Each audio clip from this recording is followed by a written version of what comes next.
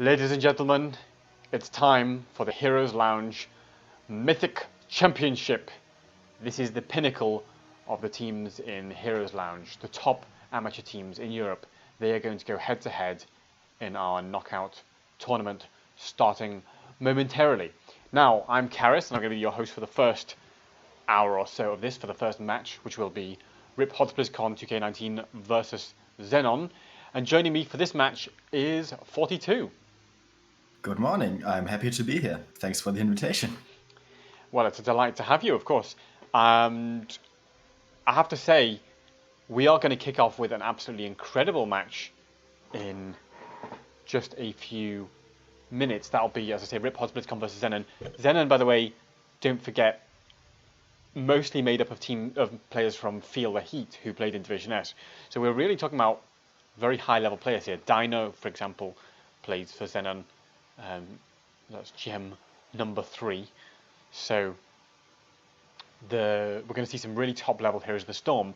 But that's not all we've got on today, in fact, because we have the whole of the Heroes Lounge Mythic Championship knockout double elimination tournament being played today. So we're starting here with Rip Hot Blizzcon 2K19 versus ZENON. Over on our sister channel Lounge 2 right now, we have Disgusting versus Northern Exposure. Again, Disgusting, another Division S team, also playing in Division 1. And they're going to be going up against Northern Exposure. The losers of both of those two lower bracket matches are out. The winners go through to the lower bracket semi-final. And again, the loser of that goes out, and the winner of that goes up against the loser of the upper bracket final.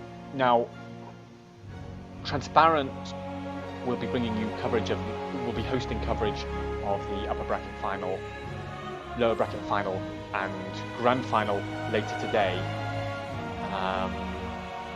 And he will be joined for some of those later matches for analysis by DNA Galaxy, we can exclusively reveal of also Division S fame. So really some top level players on both playing and analysing today. And we'll have casters Aviator and Aaron, aka Toxic Tofu, joining us for the finals later on today, as well as Heroes at School, who will be joining us for some of the lower bracket matches later on.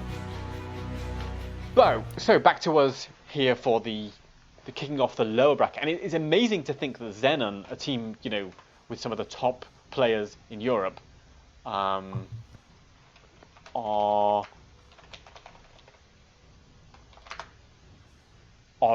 actually in the lower bracket. Which, I mean, it shows you the caliber here in Division 1. Yeah, I mean, what are we expecting to see today, 42, from some of these top teams? I am looking at the group stages. ZENON came through Group A. They had almost exclusively 2-1s there. They won one match 2-0 against the Nephilims, but all the other ones went 3 maps. And looking at Group B, where Rip Blizzcon came through, all their matches went to 3 maps. So one thing I'm expecting is a 3-map series here. Okay, so lots of really close games have been in the group stages. So for viewers who don't know how the Mythic Championship comes about, we have Division 1, which is all the top seeded teams in Heroes Lounge going to the top division, Division 1. They play 10 weeks of normal seasonal play in a kind of Swiss system. And then the top 8 teams from there go into the Mythic Championship group stages. That's 2 groups of 4.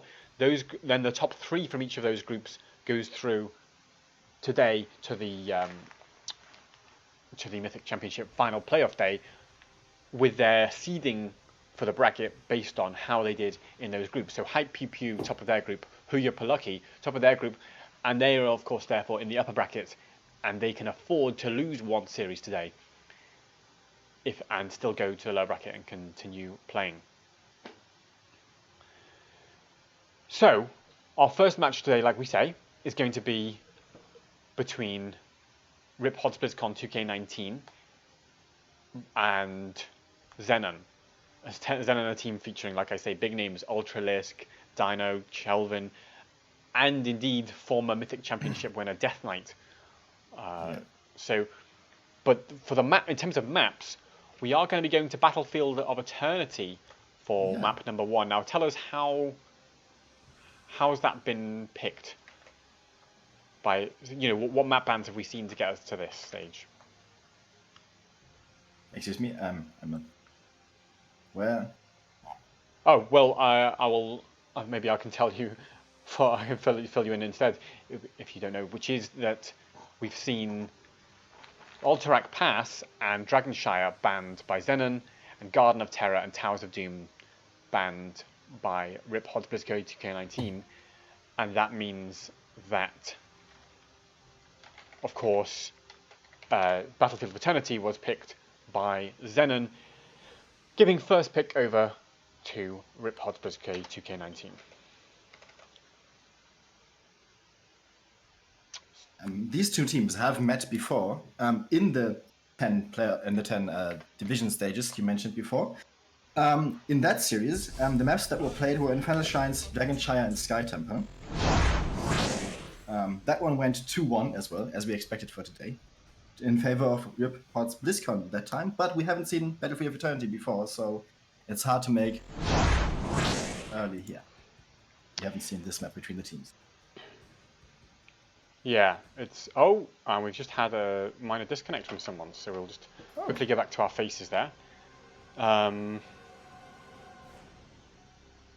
Okay, there was some confusion. Sorry, I misspoke when I said Battlefield of Eternity was picked by ZENON. It was actually picked by RIP Hods Blizzcon 2K19, and so it's ZENON who has first pick. Yeah.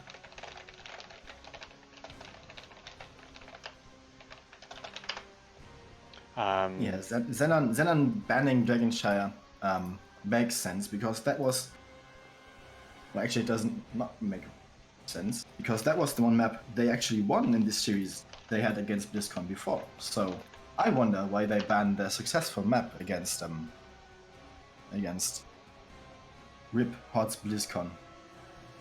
But they will have their reasons, I guess. Banning Towers of BlizzCon makes a lot of sense, because that was one of the favorite maps of ZENON in this season of Division 1. So maybe some target map bans coming in here. It could well be. Now, Battlefield of Eternity, what do we expect to see in terms of the priority picks and bans from these top tier teams on this map? So generally, you have two methods from my experience to go about Battlefield of Eternity. One would be trying to avoid heavy team fighting and going solely on Immortal Racing. For that strategy, you would need something that does a lot of damage to that. Historically, we've seen a lot of Valor and Hanzo on these maps. Also, sometimes the rare Artanis pick against that, or Greymane. All these heavy auto-attack damage dealers are nice to have. On the other hand, when you don't want to do that, you could try to just prevent the enemy team from racing by forcing them into team fights, and then you see a lot of stun heavy or lockdown heavy team fight combos. So double front lines with Blaze and stuff like that could be also at hand. So there's two methods to go here. Yep, that's true. And immediately see the Ana ban prioritized there by RIP Hods BlizzCon, and Medivh in response by ZENON. Medivh is a hero that you generally don't see banned or picked on the level of play that I'm accustomed to, like on the opposite end of Heroes Lounge. But on the top tiers, on Division S and Division 1, he can have a lot of impact. Both his ultimates, especially the Leyline Seal, have a lot of setup potential and a lot of engage and disengage potential. His damage can go really, really high. So if you have a good Medivh player against you, it's wise to ban him. There's the Garrosh picked up by Death Knight. Now, I wondered if that's why the Medivh was banned as well, because Medivh is a great counter to Garrosh. And Death Knight's signature hero almost is the Garrosh. You know, But we've seen him be devastating with that in Mythic yes, championships before. Garrosh is interestingly also the favorite tank of Rip of Blizzcon. On the other hand, so having your opponent's favorite tank picked and also your own favorite tank in the same hero is kind of a double win for you. You have banned their favorite tank and gotten your favorite. Dino picking up the Zarya. Now Zarya works well with Garrosh because she can give Garrosh that speed to run in. Yeah. But also the feel of heat, still able to do a decent chunk of immortal damage. You know, more than you'd perhaps expect. So Zarya, you know, not surprising, particularly as we saw Zarya prioritized a lot on Battlefield of Eternity here in Division S. So, you know, not a surprising pick there for Zarya for Dino. And the Reyna as well, the top immortal race hero at the moment with that Exterminator at level 1. You know, completely devastating. Yeah, I failed to mention Reyna in when I mentioned all the race heavy heroes, but he's your go-to pickup actually over Vala at the moment. Yeah, And the last ban. The last ban is the Malv. Yeah. Slightly surprising to me. He can stop Death Knight running in with the roots if Garrosh doesn't have that Indomitable available. But Zarya can also go for a cleanse, so it should have been possible to play around a Malv even with the setup of 3 heroes they already have.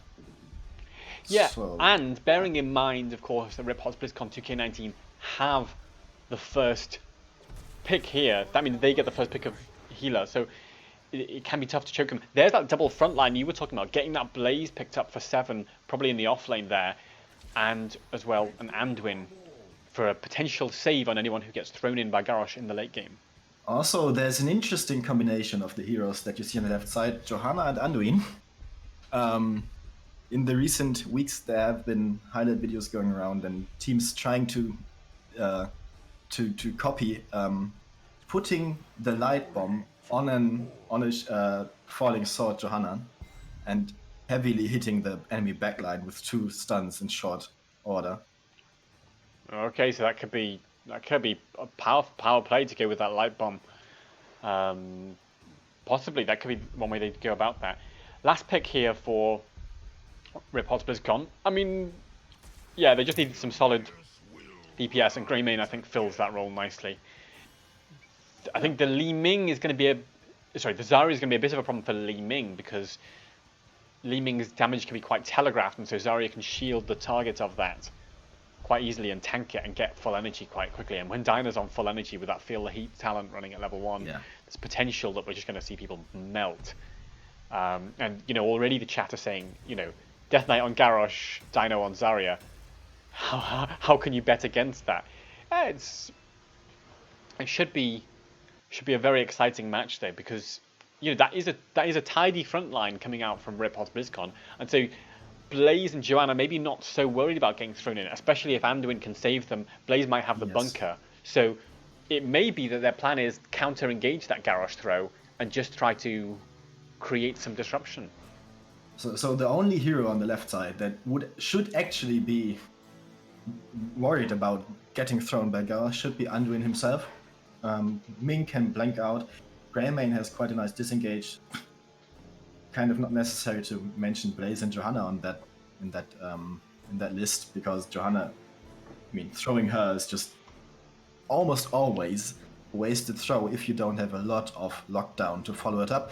I mean, the Stukov combination silence with the Thrall root could make it possible to even lock down a Johanna in your backline after you've thrown her, but that would be a lot of utility used for one lockdown.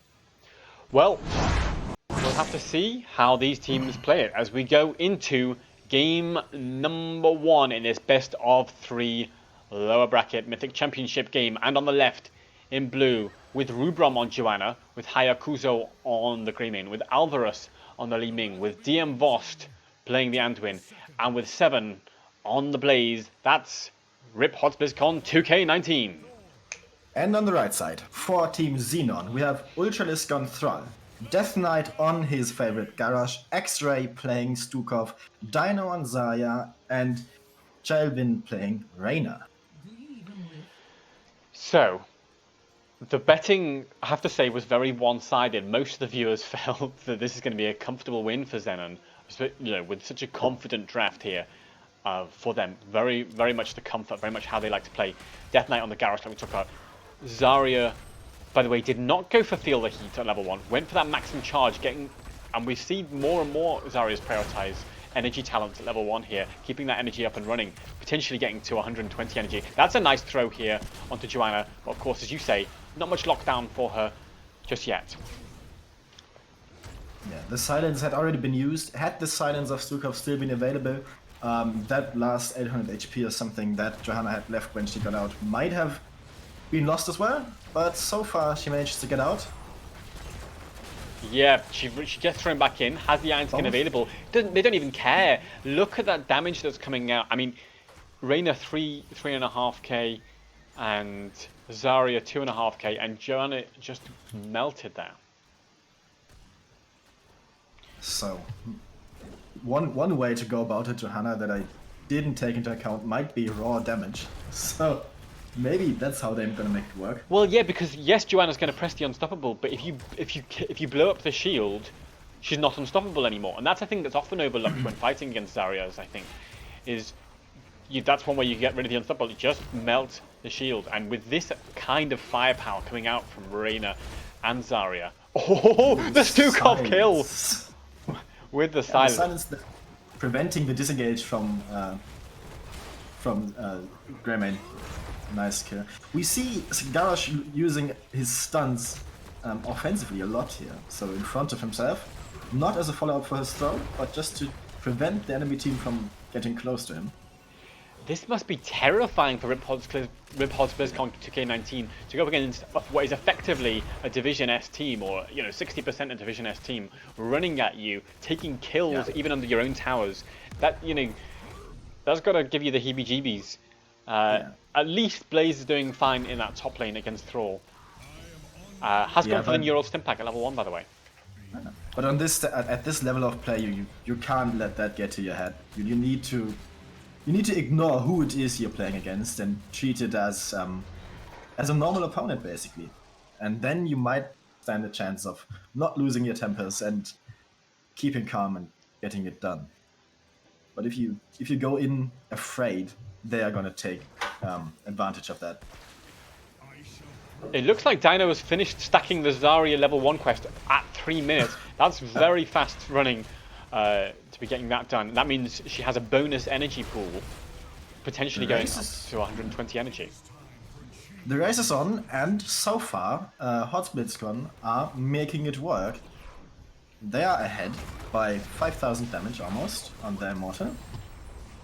Did you see the amount of damage that came out onto Joanna? And Anduin had to use his prayer to get her out of there. Now, yes, he managed to save her, but then of course they only got one of those. Now there's an engage there. Riphod's Blizzcon 2K19 running in, trying to catch onto X-Ray, but X-Ray just kites them back. And in the meantime, Zarya is just getting free real estate on 120 energy. Look, just melting through the tanks here. The blind is available, I think, but Joanna might be dead before that happens. Greymane already falling to 100 HP and has to sit out of there. Throw on Greymane, he might not make it out. 200 HP left, he tries it, dodges the Garrosh stun, gets rooted, but there's no follow-up anymore. But in the meantime, Reyna has turned around the race, and the Immortal is going to be wearing red for the first round here. That's incredible performance here from ZENON. Just as soon as, they just send 4 to the Immortal to defend, and they do such a good job of 45 that Reyna can just go and farm that Immortal shield down and get the race won using that Exterminator. And every time I look at Dino on Zarya, he's on full energy, and Garrosh throws the Greymane out. Maybe Garrosh got to be a touch careful, but that Stukov silence so perfectly aimed by X-Ray. X-Ray wins these every day, and that's going to be another kill. 3-0 so far in favor of ZENON. Garrosh is looking for more here. Shielded with movement speed, going under the towers. Stun on Anduin, silence on Anduin, and he's going to be number 4-4. This is looking pretty brutal so far. Yes, Ripod's Blizzcon have managed to catch up in terms of talent, so they are even on talents now. They did lose a fort to a fairly low shield first immortal, which even in itself is a big achievement for Zenon. Yeah. And Yeah, they even took down Keep Tower here, Keep Wall Tower. So that's more real estate than you would expect from a fully shielded level 1 or first round immortal on other levels of play. So yeah, still, yeah, they're they looking need to remain devastating. calm here. I'll tell you, here's an interesting talent pick. Blaze did not go for the usual crossfire at level 7, instead going for grill and kill, which gives you more more damage on your lighted oil spill. But yeah, it's gonna burn for 2 seconds longer if you finish the quest. If you do 60 times damage to someone standing in it. But I think it's more common to take crossfire, isn't it, on Blaze and get that extra burst on a single target, particularly here on Battlefield of Eternity, where you want to blow up the Immortal, you want to blow up a single target, stop Garrosh from getting free real estate.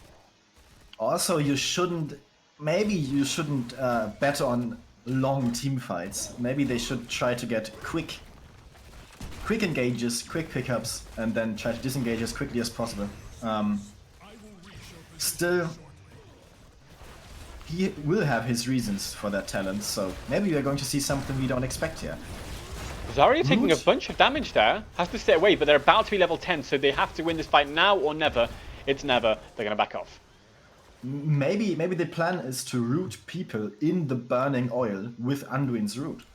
That could be a nice setup for that. We just saw that on Zarya, that was what enabled the damage on her. Yeah, level 10s are in, Warlord's challenge for Garrosh. The door shutting technique of Zarya with the expulsion zone. That looks like the helicopter for Raider, Earthquake for Thrall, and massive shove. And a perfectly timed camp invade here.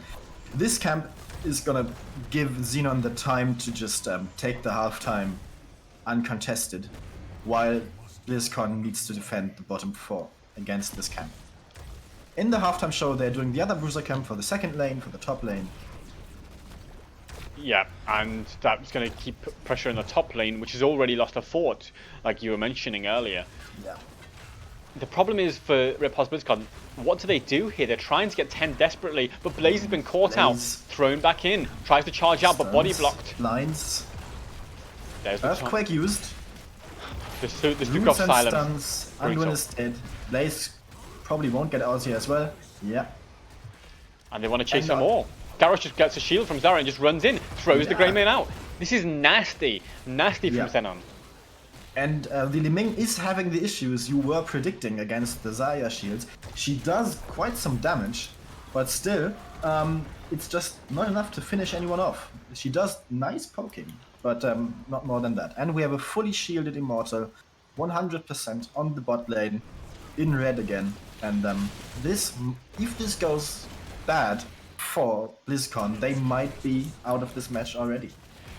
The one redeeming feature I think for Ripod's Blizzcon here is that they have got to that level 10. They haven't cracked under the pressure yet. They have managed to keep up in terms of talents for now. So now they sort of have to take a fight under this Immortal, because otherwise this Immortal's getting a keep if they don't stop it suddenly. They need 2 or 3 kills in the next 10 seconds or something if they wanted to save this keep. But Greymane in trouble here. Yeah, with a huge 90 expulsion HP, zone. but he makes it. He does get out. I mean, it was a huge expulsion zone from Zarya to shut Greymane into the Stuk of Silence. So credit to Greymane for even surviving. Yeah. Thrown in, Blaze, but pressing the bunker. That's what we talk bunker. about. Is that the trick they need to survive? Thrall may be exposed here. No shield available for Zarya to give to teammates. There's a stun from Blaze, comes in from the side. Joanna throws out some damage. Now, the massive shove pushes Greymane all the way away. The Earthquake, though. Nice Li Ming damage now. Good stun to set up for another orb, but it misses. The core is at 80% now. This is going to be a close one. The Immortal has gone down. 50% on the core. Greymane's falling low. Blaze stun comes in, completely controls Zarya. Zarya goes down. That's going to reset. Core. 10%? 10%.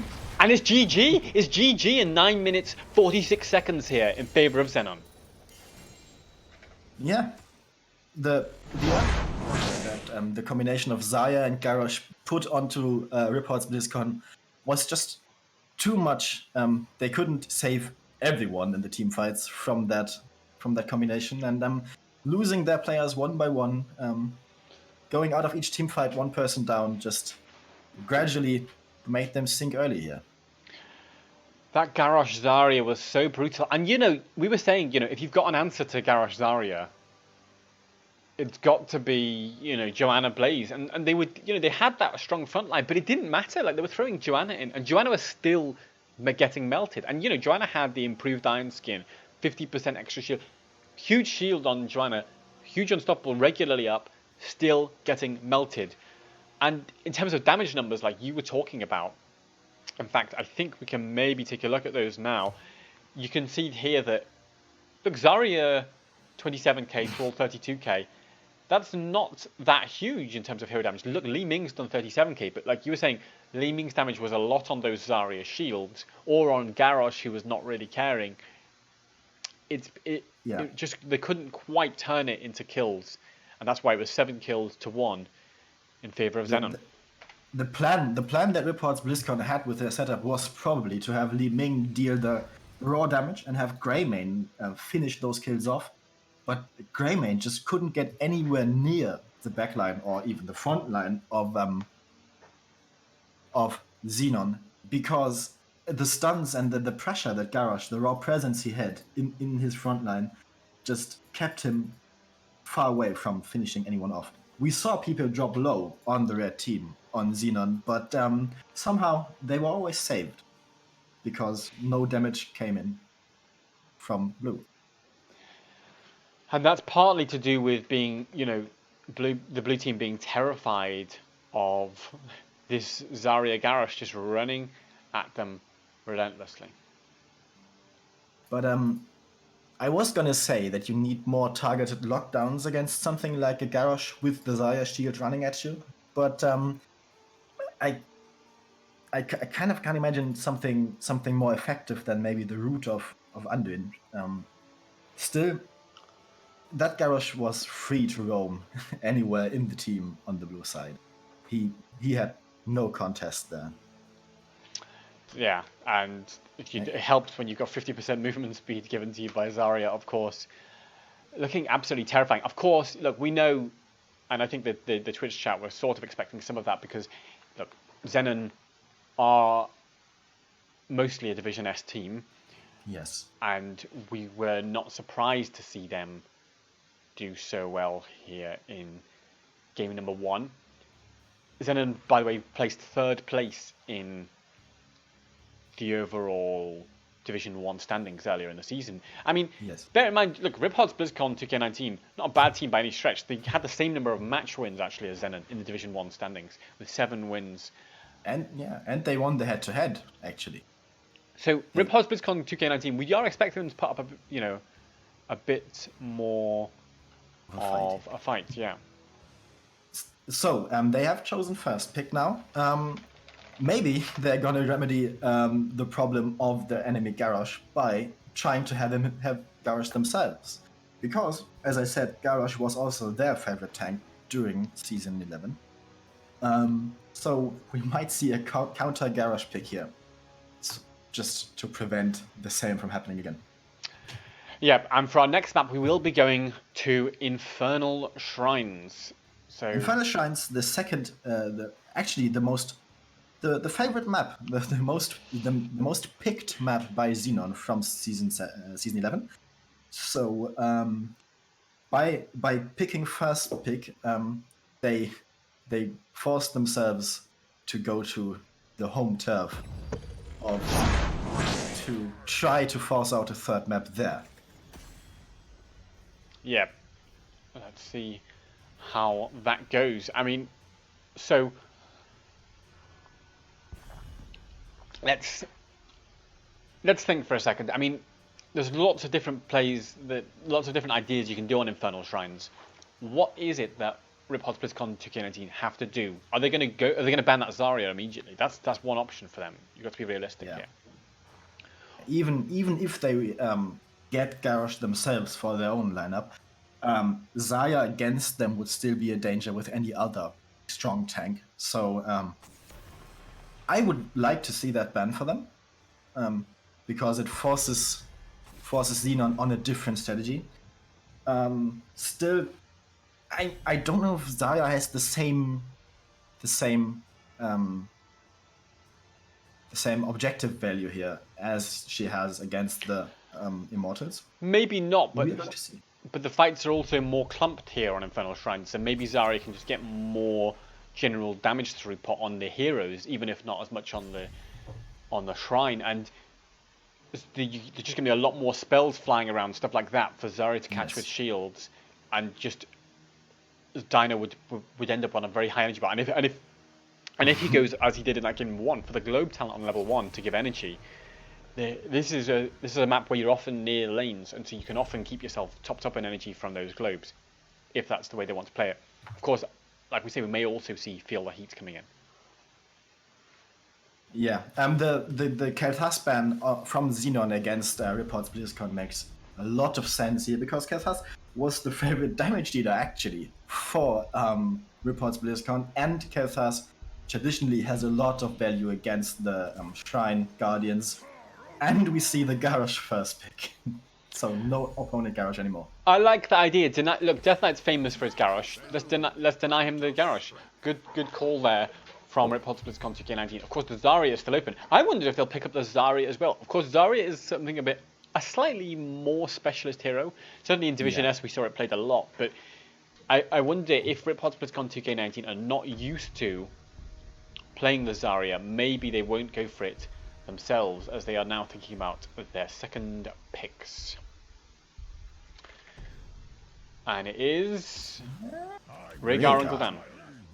Yeah, so both healers on their comfort healers here now. X-Ray has played Malf, has preferred to play Malf when he could in Season 11, and the same goes for Reports BlizzCon, who like to go with Rhaegar. So we might see a bit of healing, top tier heal plays here now. So both can go freely for their comfort. Yeah, I suspect that we're going to see strong healing plays from both of these players. Yeah, Zeratul gets banned, not allowing any kind of VP idea into Jaina or into Roots. So solid ban there. Yeah. What's the Lyric ban idea? Maybe they're planning something special for their offlane. Deathwing is still open, and Lyric would be the one offlaner who can really put him under pressure. But Blaze and Johanna are now on the side of Xenon, so they switch front lines basically. Yeah, I like there's both teams saying, look, we like this style of play with the Johanna Blaze against Garrosh. Of course, the Garrosh here does not have a Zarya like the Garrosh had in game number 1. It looks like Dino's getting the Zarya. Is this going to be Kerrigan Ultralisk, by the way? I just could be. Because that's terrifying. That's actually terrifying if Ultralisk goes on Kerrigan here. And Deathwing is in. So we have one global for Reports BlizzCon and one semi-global on Deathwing, Frostad being the real global. And yeah, so by banning Lyric, they have taken away their own best counter against Deathwing. And yeah, Reports BlizzCon jumped at the opportunity. Maybe we see Xenon now trying to show kind of Reports BlizzCon that they were on the right track to counter Garrosh with Blaze and Johanna. They just didn't do it right. Maybe they're trying to show them how it's done properly now. But maybe they're gonna fall in the same trap as Reports BlizzCon did against them. Yeah, and I think I like this idea of you get Garrosh to run in, throw somebody in, and Deathwing just lands and causes general mayhem. By the way, viewers, you can still bet on the outcome of this game. Nobody has bet yet, as far as I can see. Exclamation mark bet A and a number of points to bet on Reports BlizzCon 2K19. Exclamation mark bet B and a number of points to bet on ZENON. And I think you all know how to see how many points you got because you've all been typing it in the chat. So I'm going to get the betting started now with a small bet on Reports. And you know, I think they've got a nice draft here, and we'll have to see, of course, how well they can execute as we go into game number 2 in this best of 3 lower bracket match. And on the left, in blue, we have Reports BlizzCon 2K19 with Yakuzo on Fulstad, DM Vost on the Rhaegar, Rubrom on Garrosh, 7 on Deathwing, and Alvarez on Gul'dan. And in the right corner, in the red corner, leading by one map, trying to close out 2-0 here, we have ZENON. They are playing Blaze by Dino. We have Death Knight on Johanna, X-Ray on Malfurion, Ultralisk on Greymane, and we have Trevin playing the Jaina for them. Yeah, so let's see how we go here in game number 1. That's a Garrosh throw immediately onto Johanna, trying to blow her up. Deathwing took a fair chunk of damage there, but didn't die or take anywhere near the damage we saw in game number 1 coming from the other way from ZENON. Yeah, so the offlaners are making their ways to the top lane already. Blaze is gone, so is Deathwing. Interesting to see Deathwing being played as a full offlaner here in this combination. In some teams and in some places, there's still debate going on whether Deathwing is actually a good offlaner or not, because he does do a lot of damage. He has his shields, he has his damage mitigation, but he kind of lacks sustain still because he can't be healed and doesn't have healing utility basically. A Blaze standing in his own flames can heal himself a lot more than Deathwing can heal himself. Yeah, that's absolutely true. Because of course Deathwing usually has to go to the skies. That'll take him out of XP, and of course it takes a long time. So both teams going for their siege camp fairly early there. Neither team contesting the bottom camp yet, as there's still a bit of posturing. We're not seeing the same level of aggression from Ripos Blizzcon with the Garrosh as we saw from ZENON last game. Of course, they don't have the Zarya to speed the Garrosh in. ZENON are continuing their power play here. They have, under the eyes of Ripos Blizzcon, taken the bottom camp. There was nothing that Blizzcon could have done about it, and the sheer presence of ZENON is still overwhelming here. Yeah, and they used a little bit of they got a little bit of soak there from Ripos Blizzcon, keeping the Falstad around. I think the game plan is very much play globally and just try to focus on making sure they don't fall behind in soak and not really force fights too hard. Rhaegar, by the way, going for full W build right now because of the value that gives on the shrines, the amount of, and of course the triple against the triple melee frontline of ZENON. Yeah, and it's in many cases for healing characters, for healers, it's a misconception that builds that increase your damage do less healing. It's kind of the same for the E build of Alexstrasza as for the shield build of Rhaegar. It's you need to play them differently if you choose those builds, but you can still put out a lot of raw healing numbers on the scoreboard if you use those builds right. So in no way this shield build for Rhaegar means that he's not going to be healing as much as Malfurion maybe. No, in fact, it will be there to provide him mana in particular. Garrosh taking a fair chunk of damage. Death Knight on the Johanna trying to body block. In comes the Blaze stun, catches onto two members at the same time as the Johanna condemn. Garrosh has to sit back a little bit here. Falstad falls low, but it's fine for now. Both teams get away with their lives as Death Knight continues to try to clear top, but Blaze is on the way up. Yeah, and we see the first battle for the Shrine now. Currently, ZENON are leading 15-6, 14-6. Deathwing has arrived, full shields for life. Maybe this can turn the tides in favor of Blizzcon. Yeah, I mean, I'm surprised Deathwing landed kind of so cautiously. Oh, Garrosh is getting rooted and locked down and completely blown up because the cleanse isn't in yet for Rhaegar. The level 7 isn't there.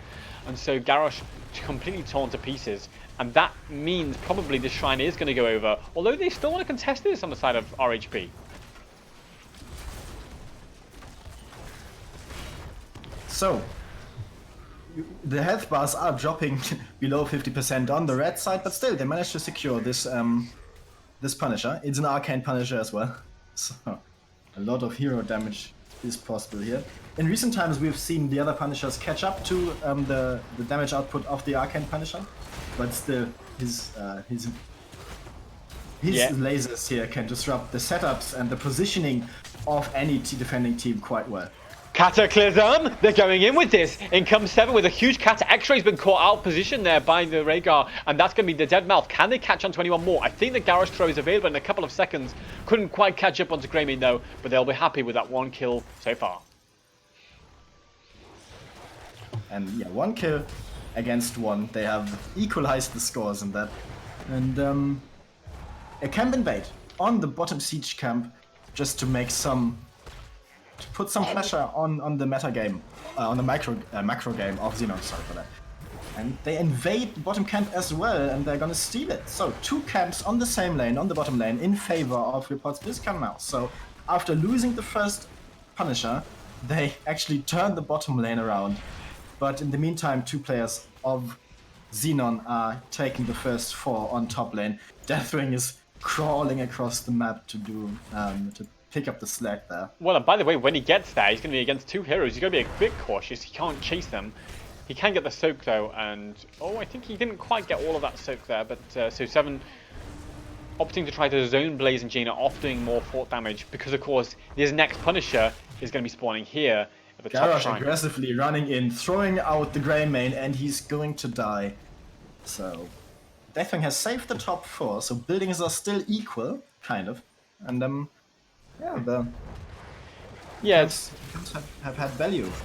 and now for the first time in this series, Rip Blizzcon 2K19 are in the lead in terms of kills. That's the advantage of a Garrosh in the early game. Can rotate and get those picks. Now they want to try and catch Blaze. Ooh, lovely from Dino to dodge that Garrosh stun. But we are seeing an XP lead now for RHB. This is the first time, like I say, in this series they've been running on an XP lead. They have the level 10s now. Ancestral Healing, the Gust, the Warlord's Challenge, the Horrify from Gul'dan, and the Bellowing Roar, the second Horrify, you might say, from Deathwing. But what have ZENON picked up in response for Heroics? Well, they've got a Blessed Shield, they've got a Cursed Bullet, and they've got Bunker and Tranquility. Okay, so we have got a fight up here. The bunker's been popped by Blaze. Goes in with a charge, catches 2 members. Garrosh tries to throw him away, but it's too little, too late. 2 members of RHB fall, and maybe there's going to be more. Death Knight running in under this fort. Is it Joanna? Can tank it. The Wellington's going to tank the fort as well. Don't forget, Alvarez falls. Death Knight chases. Wants to catch onto Rhaegar here. Goes towards DM Boss, who's under a lot of pressure, and I think that's going to be 4 members on the deck. You just hate to see the Deathwing just tanking a full 4 and not losing even 25% of a health on the bot lane. That hero has a lot of value if you play him right on the off lane still. Maybe he doesn't have the sustain, but his damage can make up for it, like we see here. Oh, the Gust! The Gust steal didn't work, and Garrosh is going to die again. This was an attempt. This looked like a nice Gust steal idea from RHB to steal their own camp back, but it did not work out well, and it's another death. And now the kill score is looking very decidedly in favor of ZENON, who were slightly behind for a few minutes in this game. Yeah.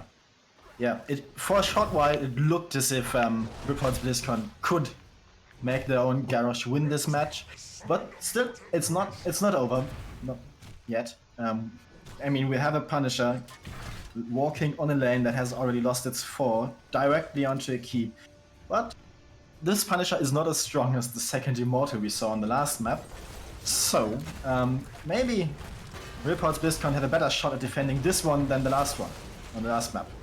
This Punisher already at 50%.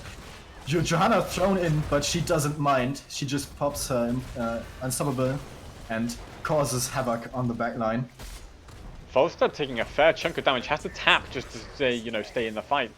And yes, they don't get the keep, but they get the front towers, and they get a lot of pressure in the mid lane. That might even be mid fort here if they can put enough pressure. Gul'dan's got the wave clear. Cataclysm! Deathwing. That's deep from Deathwing. He might pay the price. Already lost 2/3 of his HP and all of his armor's gone. Rubram goes in just to try to peel, but the mouth roots are there. The Horrify though, in response.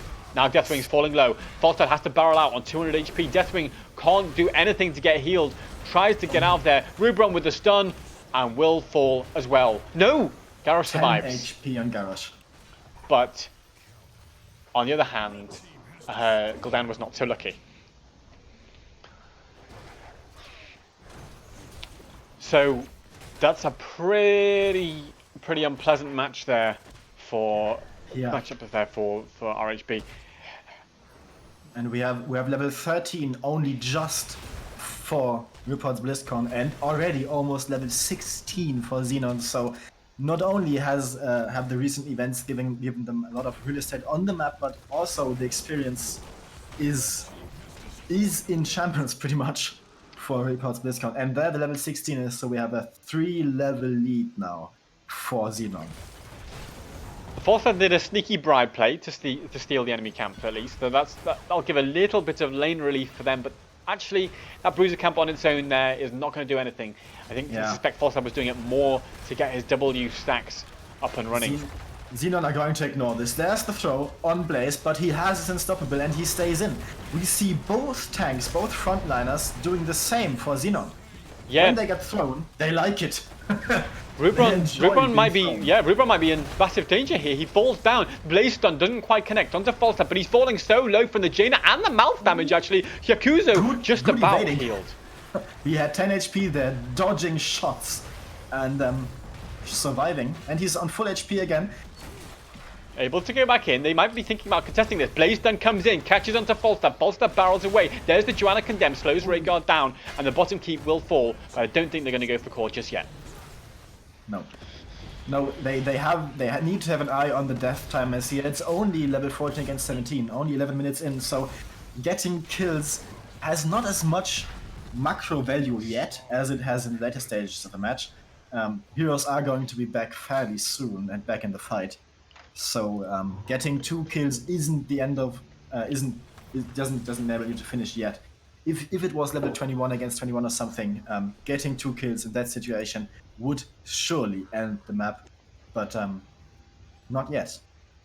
I think I just want to comment on a few quick talent differences for Blaze here, because of course we saw a Blaze in the last game played very differently compared to Dino's Blaze here. So crucially, the new habits at level 1 allows Blaze to be unstoppable, and that's allowing him to get away with when Garrosh throws them in. Just press D, doesn't get any follow-up stuns, doesn't worry about anything, and then can calm down and use Bunker if needed. Crossfire for the single target burst, that's hitting Deathwing a lot, but also the spell power reduction at 13, that's affecting Deathwing, because Deathwing is unstoppable, but he can still have his spell power reduced by that Blaze level 13 talent as the fight is kicking off 15v17. Throw by Garrosh, but there's no follow-up because his own backline is being ravaged by Blaze and Johanna together. Blaze dropping his bunker now. He's falling pretty low. He has overextended. No, he has not. He manages to get that Falstad on the way out. And Johanna has now taken his place. I like the tank rotation that's being played by Xenon here. Whenever one of the tanks falls low, he or she goes out and is being replaced by the other one. So there's always either Johanna or Blaze doing damage against the backline of Reports BlizzCon. GG is already being called. Maybe a bit anticlimactic here for this defense, but realistically there's nothing that BlizzCon can do to stop this Punisher. Rhaegar goes down. Garrosh is doing the honors of dying in battle here like a real orc. He's trying to at least. No, he goes back. It's 3 on the deck. The Punisher's still marching on. It's 4 on the deck. Falstad's got nothing left except the Gust. I don't think that's going to buy enough against the full health Punisher. It's GG. It's 2-0 going for Zenon, and Reports BlizzCon 2K19 are out of the Heroes Lounge Mythic Championship. Yeah. And I think it's kind of sad to see them go like this. Maybe on the first map they should have straight up banned Garrosh, but it's easy to say that after the fact.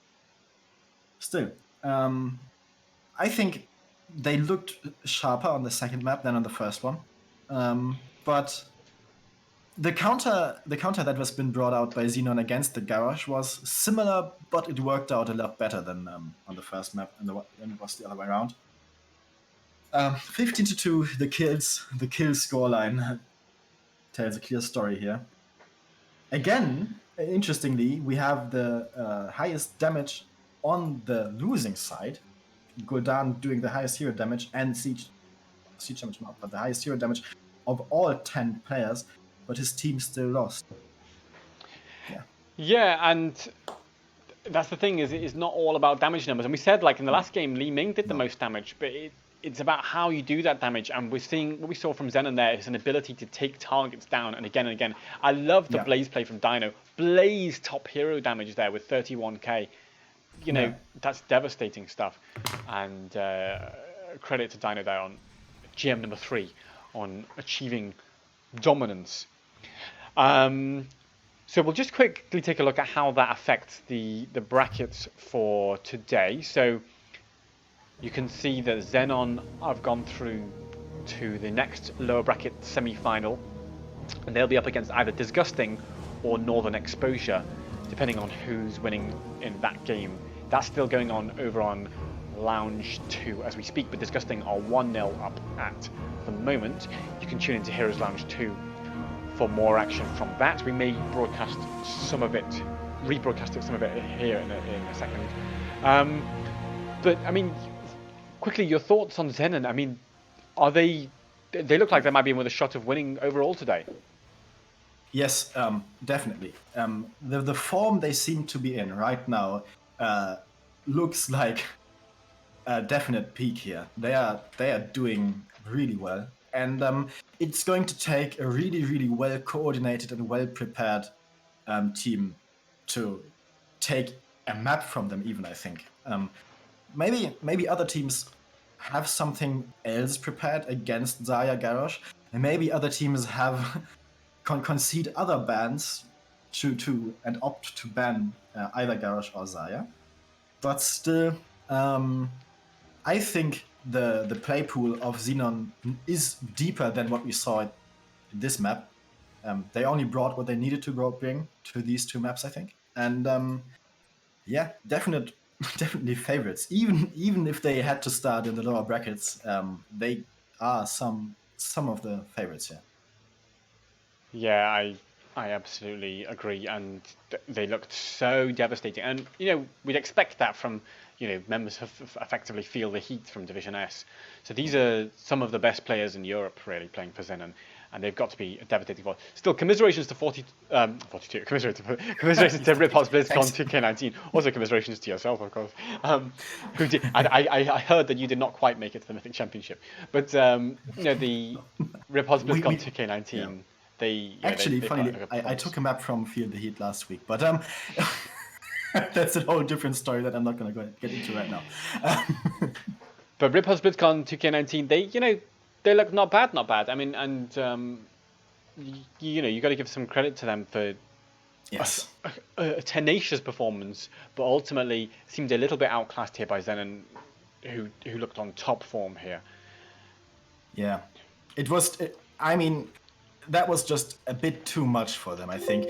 They have won before. They even have won Infernal Shrines against ZENON before in the normal 10 match stages in the season 11. But maybe ZENON learned more from that series than Blizzcon did. Maybe they just knew their opponents in and out today. Yeah, I think they are still hot contenders for the next time around, and I really want to see them back again in the next Mythic Championship of season 12, maybe. Yeah, I'm sure we will see them back again. I think they look strong indeed. So, as a reminder, you're watching the Heroes Lounge Mythic Championship day playoff day coverage. So, we are going to take a short break. Maybe it could be maybe a longer break, because there's still another game going on over on Lounge 2, twitch.tv/Heroes Lounge 2, where you can see Disgusting playing against Northern Exposure, and of course the winner from that will play up against ZENON in the lower bracket in a short amount of time. That could be in maybe 15-20 minutes, or it might be longer depending on how long their match goes. So keep an eye on Lounge 2, keep an eye on this channel. We're going to leave you for now with some of the highlights from across the divisions in Season 11 of Heroes Lounge. Any final thoughts before you head off, 42? No. I'm just really looking forward to what we are going to see in the rest of the day, because this was only the first series of the day, and teams are only going to get warmer and better warmed up in the later stages, and having all the winners of nice series like this one going up against each other later today is going to be a sight. Stay tuned. Thank you, 42. And we've got Hero. So I'm going to go as well when 42 leaves. We'll be back for the Heroes Lounge Mythic Championship lower bracket semi-final with Heroes at School and Sidonian. And then later today, the Transparent and DNA Galaxy will be guest analyst for later today for our grand final, joining us later on. So stay tuned for all of that later on today. But for now, we're going to leave you, as I say, with some highlights from Season 11. Stay tuned.